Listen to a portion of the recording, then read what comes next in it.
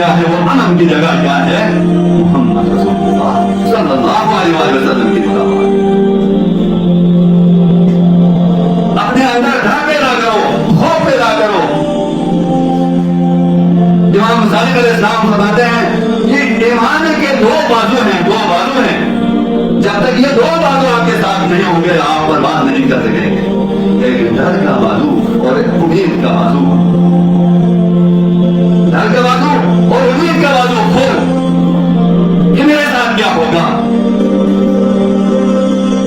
लोग जो है दौलत दिखा रहे हैं, ताकत दिखा रहे हैं, दबदबे दिखा रहे हैं, शादी होकर चल रहे हैं, तो ऐसे में आपकी वो ताकत नहीं है कि उनके साथ पंगा ले लें। तो इसलिए में आप चाहिए अपने दिलों में घुस जाएं।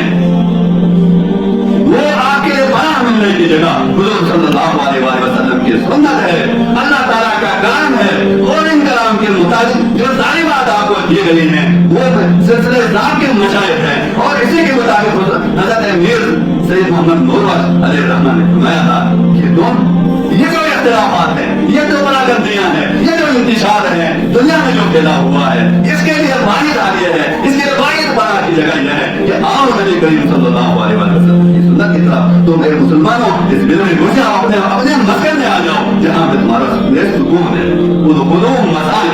तुम अपने मसाकिन मस्कन की जगह है, मस्कन कहते हैं वो जगह जहाँ पे सुकून है, वो सुकून मिले। दुनिया की परेशानियों को, दुनिया की मुश्किलात को, इन चीजों को खत्म करने के लिए आप ख्वाब न देखें, आप ताबीर की तरफ आ जाएं। वो क्या है, हुजूर अकरम सल्लल्लाहु अलैहि वसल्लम की जिंदगी है, कुरान है, हमारे असलाफ जो सोने की एक एक कड़ी है, उन कड़ियों से बने हुए उस जंजीर को आप मजबूती से थामे।